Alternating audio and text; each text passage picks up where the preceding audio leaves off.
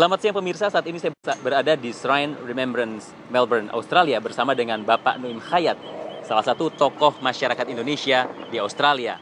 Dan Bapak Nuim ini, jika dikenal luas oleh warga di Melbourne khususnya, adalah seorang penyiar radio, bukan setahun 2 tahun, dari tahun 60-an sempat di Inggris, dan juga kemudian pindah ke Australia, kembali ke Inggris, kemudian ke Australia kembali, dan bisa dibilang lebih dari 30 tahun berada di Australia. Kalau di Australia lebih 42 tahun sebenarnya. 42 tahun di Australia. Dan tidak hanya dikenal sebagai seorang penyiar radio, namun juga Pak Nuim dikenal juga sebagai penulis, juga sebagai wartawan, ya bisa dibilang wartawan, sekaligus traveler keliling dunia, dan juga penceramah. Jadi mix begitu banyak hal. Karena itu Pak Nuim menurut kami juga memang sangat menarik untuk diwawancara. Nah, saat ini karena kita berada di Shrine Remembrance dan kebetulan bersama dengan Anzac Day, mungkin Pak Nuim bisa menceritakan sedikit tentang lokasi ini. Jadi ini tugu peringatan ya untuk boleh dikatakan pengorbanan bala tentara Australia dalam Perang Dunia Pertama dan tentunya seterusnya Perang Dunia Kedua, Perang Korea, Perang Vietnam dan seterusnya. Nah, Australia ini sebenarnya tidak pernah ikut peperangan untuk dirinya sendiri. Jadi dia berperang untuk orang lain. Kalau dalam Perang Dunia Pertama, Perang Dunia Kedua, itu adalah untuk kepentingan Inggris dan sekutu. Memang dalam Perang Dunia Kedua, Australia cukup terancam oleh Jepang. Tapi kalau kita lihat Shrine of Remembrance ini, yang diperingati di sini ada dua, yaitu berakhirnya Perang Dunia Pertama, makanya disebut sebagai Remembrance Day pada tanggal 11 bulan 11, yaitu 11 November tiap bulan 11. Jadi di shrine ini, tugu peringatan ini, itu di atapnya itu ada semacam lubang. Nanti tepat pada jam 11 pagi pada tanggal 11 November itu matahari nanti akan masuk ya untuk menyinari, ada semacam obor begitu yang untuk memperingati tentara-tentara Australia yang tewas dalam peperangan. Tapi hari ini ANZAC ini adalah ANZAC kependekan dari Australian New Zealand Army Corps, yaitu Korps Angkatan Bersenjata Australia Selandia Baru. Ini memperingati hari ini tanggal 25 April ini adalah pendaratan di Gallipoli, di mana 8.000 tentara Australia dalam tanda kutip dikorbankan oleh Inggris. 8.000. Jadi kalau kita ingat bahwa jumlah penduduk Australia pada waktu itu sekitar 5 juta yang tewas seluruhnya dalam Perang Dunia Pertama dan termasuk Gallipoli kira-kira 61.000. Ini tidak ada, boleh dikatakan, orang Australia yang tidak tersentuh oleh tragedi ini. Oleh sebab itu penting sekali kalau kita lihat misalnya pagi tadi, begitu dinginnya keadaan, pukul 4.30 sudah banyak orang berkumpul di sini untuk ikut berpawai. Karena berbeda dari banyak negara lain, Australia ini sangat cinta, sangat kasih kepada tentara mereka. Misalnya pun, kita bisa katakan, ketika misalnya Perdana Menteri John Howard mengikuti kehendak Presiden Amerika Serikat George Bush untuk menyerang ke Irak, waktu itu ditentang oleh oposisi. Tetapi begitu tentara Australia berangkat untuk bertugas di medan laga, itu seluruhnya berpihak kepada tentara Australia. Jadi mereka itu punya semacam pandangan yang menyatu. Kalau sudah menyangkut tentara mereka mesti bela. Tidak ada oposisi, tidak ada pemerintah. Dan ini katanya juga merupakan simbol dari identitas bangsa Australia. Ya, kekalahan. Jadi anehnya ada 2 kekalahan setahu saya yang kemudian oleh yang kalah dianggap sebagai suatu peristiwa yang sangat penting karena itu katanya membentuk pribadi mereka. Pertama, kekalahan kaum Serbia melawan Emporium Ottomania, Turki, Muslim ya, di abad ke-17. Itu mereka kalah telak. Tapi di situ mereka mengatakan karena kekalahan itu mereka kemudian bisa membina suatu jati diri khusus. Seperti juga kekalahan Australia di Gallipoli di Turki, ya 8.000 tentara yang tewas. Tapi itu dianggap sebagai suatu momen dalam sejarah mereka ketika jati diri mereka terbentuk. Ya. Oke, Pak Nuim, setelah menceritakan tentang lokasi ini dan juga sejarah di balik itu, sekarang saya mau nanya pribadi dulu. Ini kan Pak Nuim dulu waktu kuliah aktif di pers kampus, di pers lokal di Delhi. Kemudian sempat bekerja kemudian di BBC dan kemudian ke RASI, Radio Australia Siaran Indonesia, kemudian kembali ke BBC dan kembali lagi akhirnya lama di Australia. Nah, itu gimana sebenarnya awal mula ceritanya? Itu bisa tektok seperti itu? Iya, awalnya tahun 1964. Iya.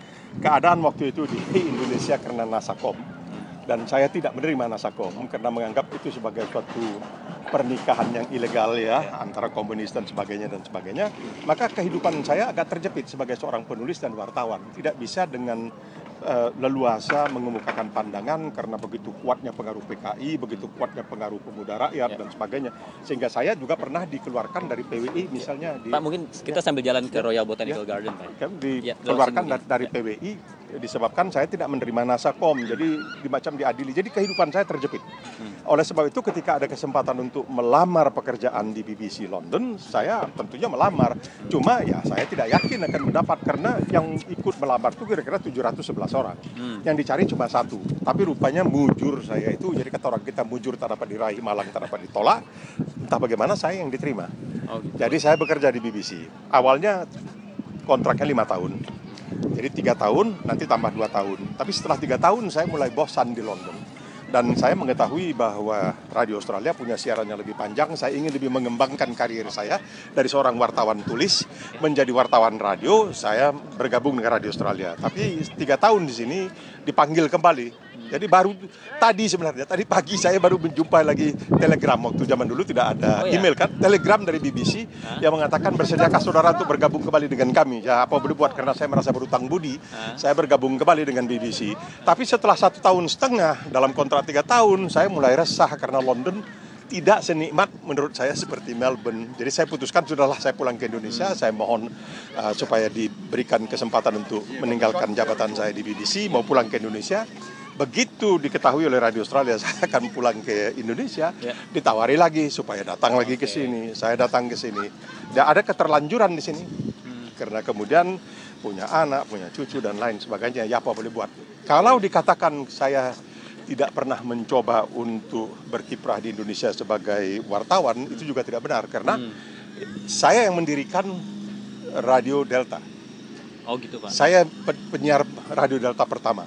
Ketika itu Delta mengatakan ingin suatu siaran radio yang berbeda dari radio-radio lain.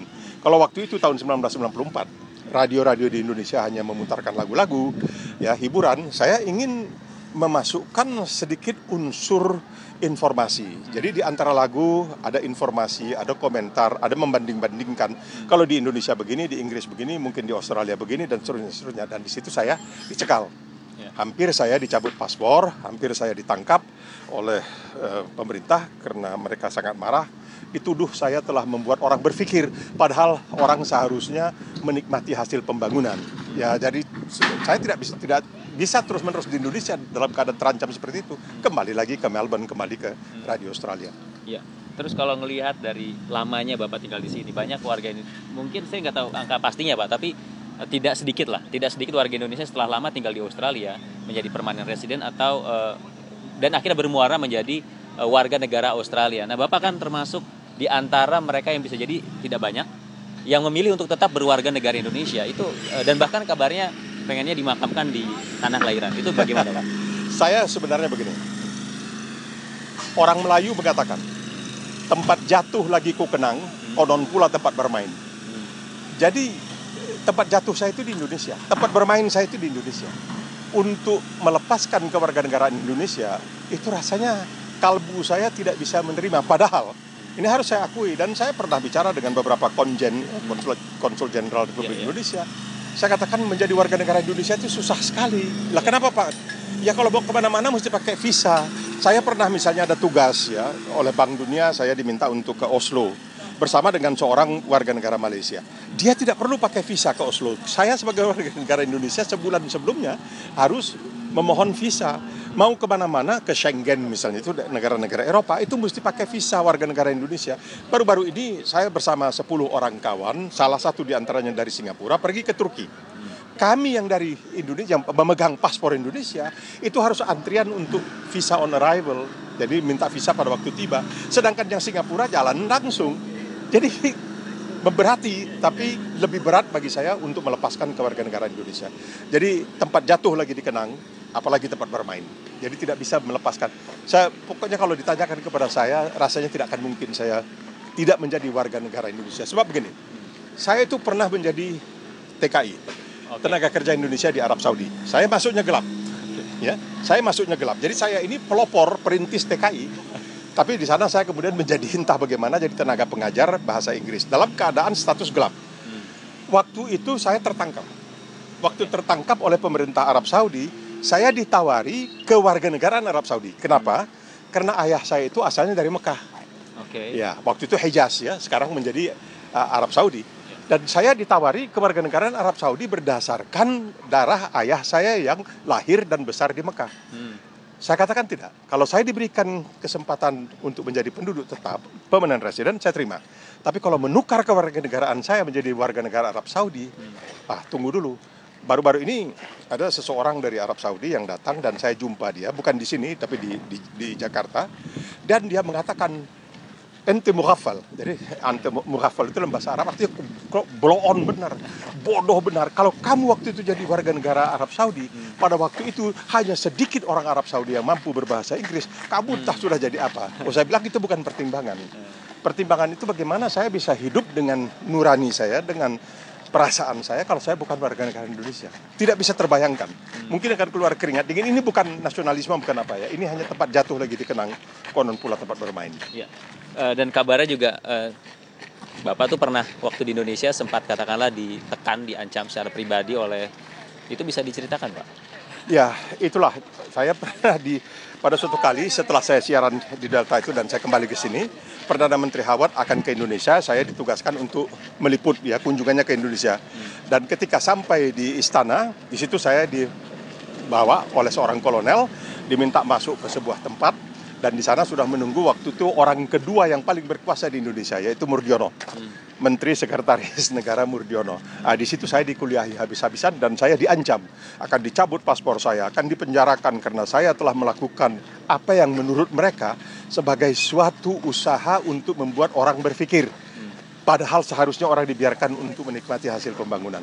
Jadi waktu itu dia malahan menuduh saya punya paspor palsu. Lalu saya naik darah. Jadi medannya keluar barangkali. Saya katakan Anda tidak mengetahui kehidupan kami sebagai rakyat jelata. Rakyat jelata di Indonesia paspornya hijau. Anda hanya mengenal dua paspor, warna merah dan juga warna hitam. Itu paspor diplomat, paspor dinas. Dia marahnya luar biasa. Ya saya juga jadi marah karena paspor yang dikeluarkan oleh KJRI Melbourne dianggap sebagai paspor palsu. Lalu saya katakan Anda tidak berhak untuk mencabut paspor saya. Yang berhak itu pengadilan. Dia bilang pengadilan. Saya angkat telepon sekarang ini. Anda tidak bisa keluar seumur hidup. Pengadilan ngomong. Jadi dia mau menunjukkan bahwa dia sangat berkuasa dan bisa mengangkangi undang-undang di Indonesia. Ya pada zaman itu barangkali memang begitu keadaannya. Terus melihat dari pengalaman Bapak di sini, tentu Bapak melihat banyak perubahan di Melbourne sejak tahun 70-an, termasuk diantaranya adalah gelombang warga negara Indonesia yang semakin tinggi, dan banyak hal yang mungkin Bapak sendiri bisa jelaskan di situ. Bagaimana sebenarnya perubahan demografi, terus juga bagaimana pengaruhnya dalam hubungan Indonesia-Australia, dan mungkin banyak hal lain yang berkaitan dengan itu. Ya, jadi kita melihat ya bahwa ketika dalam tahun 1972 bulan Desember, Partai Buruh dipimpin oleh Gough Whitlam terpilih untuk memerintah di Australia, itu mereka betul-betul melakukan suatu tindakan yang telah memungkinkan begitu banyak orang dari Indonesia untuk memperoleh visa berkunjung ke Australia. Tahun 72. Jadi sebelumnya Australia ini pernah dikenal sebagai White Australia Policy. Jadi politik putih, artinya orang-orang kulit putih lah yang lebih diutamakan untuk masuk ke Australia. Dan Whitlam mengatakan ini tidak benar, karena Australia ini merupakan bagian dari Asia dan sebagainya. Lalu memudahkan bagi orang-orang untuk datang ke Australia, termasuk dari Indonesia. Dan banyak sekali dari Indonesia yang datang pada waktu itu katanya mau berkunjung, tapi sampai di sini langsung tidak lagi keluar dan tidak meninggalkan Republik Australia ini. Jadi kemudian pemerintah menyadari ada hal-hal yang sangat mengganggu kehidupan mereka. Karena kalau mereka hidup sebagai imigran gelap, itu mereka akan rentan terhadap pemerasan. Oleh sebab itu, pemerintah Partai Liberal dipimpin oleh Malcolm Fraser mengadakan amnesti. Jadi mereka yang gelap diminta untuk mendatangi Departemen Imigrasi, dan kemudian mereka mereka diberi kesempatan untuk menjadi warga negara, untuk menjadi penduduk tetap Australia. Anehnya begini, waktu itu kita di sini belum punya perwakilan diplomatik. Jadi kami ini yang bergerak di bidang masyarakat lah ya, karena dulu masyarakat Indonesia ini tanpa ada konsul atau konsulat jenderal di sini, ya kita terpaksa mengurus diri sendiri. Maka kami dihubungi dan diminta untuk memberitahukan kepada para pendatang gelap supaya mereka pergi ke imigrasi. Banyak di antara kita, kawan-kawan kita, tidak yakin, ini hanya sebagai muslihat saja katanya. Nanti kalau begitu kita sampai di imigrasi, pasti kita ditangkap. Jadi saya diminta untuk ikut meyakinkan bahwa ini tidak akan terjadi, bahwa ini adalah sejati suatu usaha pemerintah untuk memutihkan mereka. Nah, waktu itu biaya yang dipungut untuk mendapatkan izin menetap di sini $80 kalau tidak salah. Banyak anak-anak dari Indonesia itu kasih $100 lalu bilang keep the change, sudah nggak, jangan kembalikan. Nah, saya dipanggil lagi oleh imigrasi. Tolong kasih tahu kawan-kawan dari Indonesia, tidak boleh di Australia seperti itu. Saya katakan ya di Indonesia biasa kita kasih persen gitu. Oh, di sini tidak boleh, kalau $80 tidak boleh. Nah, dengan demikian menjadi semakin banyak orang Indonesia yang kemudian bermunculan yang dahulu kita tidak tahu, ya kita sadari ada di sini bermunculan. Nah, dan karena Australia dekat dengan Indonesia, itu satu. Kedua, karena waktu itu biaya hidup di Australia lebih rendah daripada biaya hidup di Amerika Serikat. Misalnya untuk belajar. Karena dolar Australia begitu lemah, maka banyak dari Indonesia itu yang datang ke Australia untuk belajar di sini. Karena mutu pendidikannya dianggap tidak banyak berbeda, dan biaya pendidikan itu lebih murah dibanding dengan di Amerika. Dan jaraknya begitu jauh kan, kalau ingin pulang sangat ya. Jadi mereka datang ke Australia. Dengan demikian banyak orang-orang Indonesia yang secara berangsur-angsur pindah ke Australia, senang di Australia karena ya mungkin ekonominya lebih terjamin, segala sesuatunya bisa lebih kita duga ya. Jadi mereka tinggal di sini dan sekarang kita lihatlah begitu banyak jumlah warga negara Indonesia yang berada di sini dan sebagian di antara mereka sudah menjadi warga negara Australia. Satu hal yang juga perlu disebut di sini, bahwa Australia ini dulu sangat juga berperan ya dalam memberikan apa yang disebutkan sebagai beasiswa rencana Colombo Plan. Ya, jadi banyak sekali yang datang ke sini. Dulu penyaringannya itu kalau sekarang kan yang mendapat beasiswa itu adalah untuk S2 atau S3. Kalau dulu tidak. Dari mulai S1 undergraduate sudah mendapatkan beasiswa untuk belajar di Australia. Jadi banyak di antara mereka yang kemudian pulang, tapi banyak juga yang akhirnya menikah dan lain sebagainya lagi tinggal di Australia. Iya. Terus kalau ini Pak, kalau melihat dari perkembangan ini, ada nggak sih sesuatu yang bisa dibilang persoalan-persoalan baru yang muncul dari gelombang imigran dari Indonesia itu? Alhamdulillah tidak begitu banyak ya, karena kalau kita misalnya lihatlah kejadian-kejadian itu banyak menyangkut migran-migran dari negara-negara lain, dari sesama negara Asia. Bahkan misalnya satu peristiwa yang sangat menusuk ya perasaan ketika seorang ahli jantung yang sangat luar biasa, Dr. Victor Cheng. Dia itu kan akhirnya dibunuh oleh 2 orang yang datang dari Malaysia. Maksudnya mau menculik, lalu meminta uang tebusan.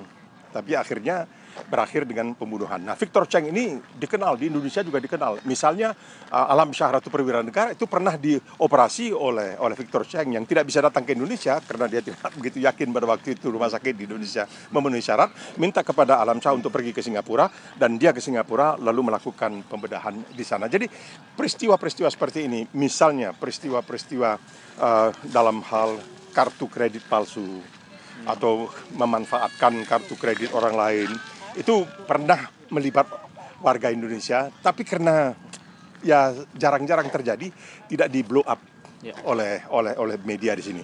Lain halnya dengan apa yang terjadi ya, kita terus terang saja lah dengan mafia-mafia yang ada, misalnya mafia dari Italia di Calabria, ya, mafia bahkan dari Timur Tengah, dari Lebanon itu. Tapi kalau Indonesia umumnya punya nama yang cukup baik di sini. Reputasi warga Indonesia atau masyarakat Indonesia di Australia cukup baik.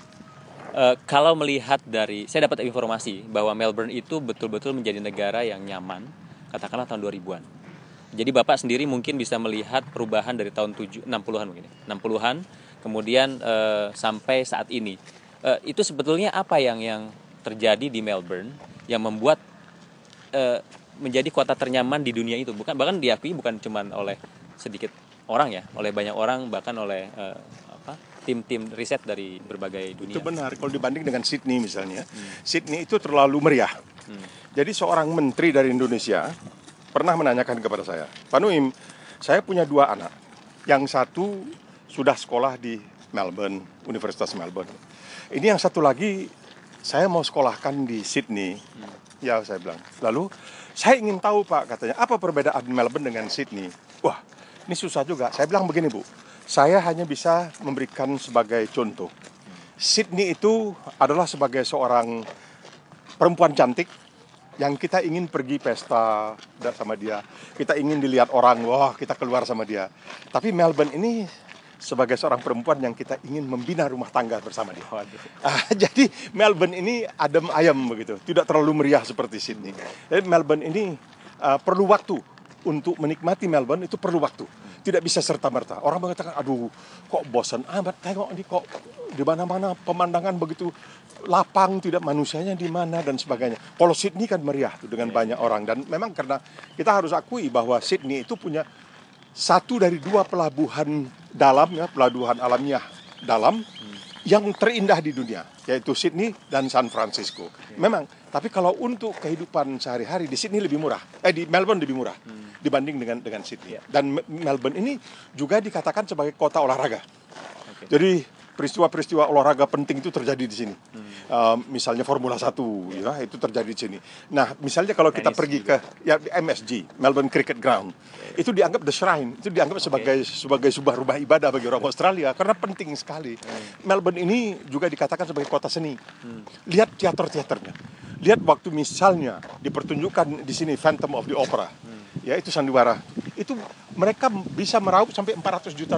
Orang datang dari Singapura, dari Selandia Baru datang ke sini untuk bisa menyaksikan teater-teater, pertunjukan-pertunjukan itu. Dan Melbourne ini juga dianggap sebagai ibu kota kopi di Australia. Kopi yang ternikmat itu adalah dari Melbourne gitu. Oke Pak, ini kalau di depan ini kan kita nanti akan melihat itu ada gedung pemerintah ya. Ini sebenarnya apa Pak? Saya berkali-kali. Ini adalah kediaman resmi Gubernur Negara Bagian. Jadi kalau boleh, ini sebenarnya tidak, ya, ini kediaman resmi Gubernur Negara Bagian. Jadi Australia itu terdiri dari 6 negara bagian. Tiap-tiap negara bagian itu punya gubernurnya sendiri.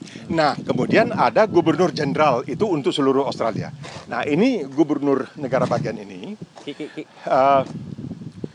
Di sini saya pernah disematkan ke dada saya medali yang namanya PSM, Public Service Medal. Jadi di Australia ini sebelum kita diberikan Satya Lancana seperti itu, kita ditanya, kalau Anda ditawari Satya Lancana, bersedia tapi jangan sebutkan kepada orang lain. Saya katakan, ya apa salahnya ya? Saya katakan bersedia. Sudah begitu diatur dan kemudian diberitahu resmi dengan piagamnya dikatakan atas titah Ratu Elizabeth II, saya Gubernur Jenderal dengan ini menyematkan atau memberikan Satya Lancana kepada Nui Mahmud Khayyat itu untuk Public Service Medal. Jadi kita diberikan, jadi di sini upacaranya disematkan dan itu medalinya macam-macam. Jadi ada petunjuk-petunjuk khusus. Kalau dalam upacara ini pakai medali ini, kalau upacara ini pakai medali. Tapi saya belum pernah pakai. Lain kalau saya kalau dapat medali dari Indonesia lah, barangkali saya pakai. Tapi karena dari Australia, ya saya terima kasih setelah dihargai ya oleh Australia, diberikan Public Service Medal. Ya, makanya orang Australia itu sangat bangga kalau di ujung namanya, mereka tuh kalau profesor, doktor tidak begitu bangga. Tapi kalau di ujung namanya misalnya John Smith OA, Order of Australia, wah itu bangga sekali. Oh gitu. Ya, jadi kalau saya di ujung nama saya PSM, Public Service Medal. Oke. Pak Nuim, ini kembali tadi kan ngomongin pemerintah, terus juga sempat ngomongin perjalanan Pak Nuim bertahun-tahun di sini, terus juga kan Pak Nuim melihat langsung bagaimana perubahan kota Melbourne dari tahun 60-an hingga saat ini yang akhirnya diakui oleh dunia sebagai kota ternyaman di dunia. Sebenarnya apa yang dilakukan pemerintah di sini dalam mengelola kotanya yang bisa dipelajari oleh Indonesia misalnya? Benar, ya tentunya di sini pertama sangat profesional, sangat profesional, dan mereka itu pengabdian. Itu merupakan satu hal yang sangat luar biasa bagi mereka. Jadi begini, kalau kita tanya kepada misalnya Perdana Menteri Australia, kenapa mau jadi Perdana Menteri? Kerja aja setengah mati. 7 hari seminggu, 30 hari sebulan, dan terus-terusan disorot. Gajinya baru saja sekarang ini naik, mendekati $500 juta setahun.